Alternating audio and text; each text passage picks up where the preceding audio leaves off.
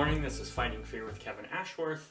I'm the co-director of Northwest Anxiety Institute in Portland, Oregon, where we treat anxiety disorders using exposure therapy. This week in October, the 9th through the end of the week, is OCD Awareness Week. Obsessive-Compulsive disorder is an absolutely debilitating disorder that impacts 2 to 4, 5% of the population. So there's lots and lots of people that struggle with OCD, lots of people in your schools, lots of people in your work. It's a very interesting and kind of obscure diagnosis and disorder in itself because it's really related to thinking.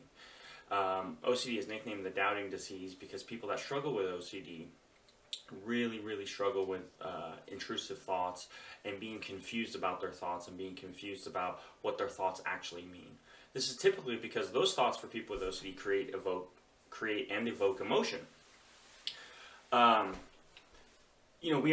We have thousands of thoughts a day, and many of those are crude, rude, inappropriate, bizarre, mundane, boring.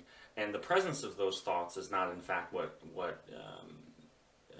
causes OCD or what makes someone have OCD. But people with OCD, when they have those thoughts, they get stuck on those and they start to engage in a thought pattern about those thoughts because there's feeling connected to those thoughts. So for example, I might have a thought of something terrible happening to someone that I care about, and that just might be a passing thought and I go on about my day, or a graphic image. People with OCD have that same thought, but then they think, uh-oh, why did I have that thought? What does it mean about me that I had that thought? And of course, as you start engaging in those types of thinking, that thought gets bigger and bigger and bigger. And then when you don't want the thought anymore, it gets bigger and bigger and bigger. And so the compulsion piece is people engage in lots of different behaviors to try and mitigate the anxiety associated with that. Today I want to talk about, however, family accommodations.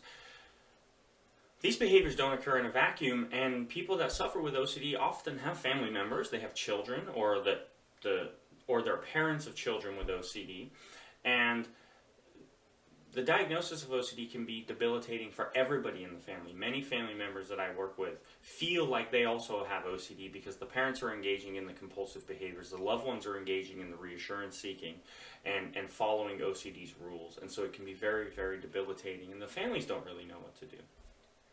And so today I want to talk about some things that family members can do and that people with OCD can do to help their family members help them.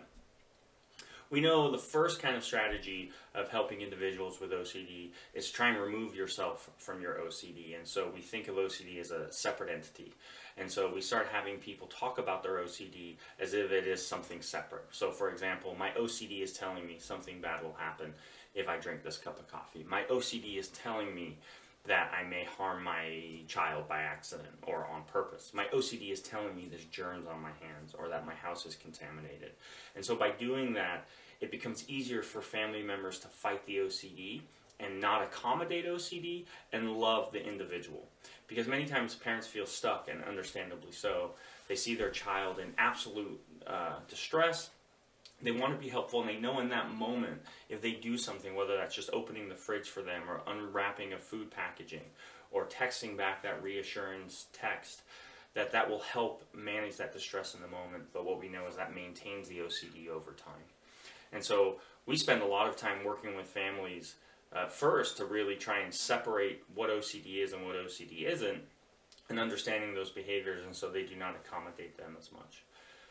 But support is such a big deal with OCD and any other mental health issue. Support not just for the person suffering with OCD, but also for the family members. And so I encourage everybody, whether you are an OCD sufferer or a family member of an OCD sufferer, to check out the International OCD Foundation, iocdf.org website. They have support groups on there, they have forums, they have lots of education and information. And try and connect with people. Try and connect with people in your area. The IOCDF I believe has 18 affiliates nationally. And those places offer lots of different support, and they also have a directory on there to find a therapist that is specialized in treating OCD. And so I appreciate your guys' struggle. I think you're so courageous. If you're struggling with OCD and you're a family member of someone with OCD, you're just as courageous. This is such a challenging issue. But do one thing every day that scares you. Try and beat your OCD. Don't let it punk you. Don't give into it. And do something every single day that would disrupt the thing that your OCD wants you to do. And that's really is a step to getting better. If you have any questions or you would like me to talk about anything specifically in these video blogs, please email me at kevin@nwanxiety.com. Subscribe to my channel. I would appreciate the support. Getting a lot of people watching these, and I really, really appreciate it. And we'll hopefully do another video before the end of OCD Awareness Week. And hang in there. Take care. Bye-bye.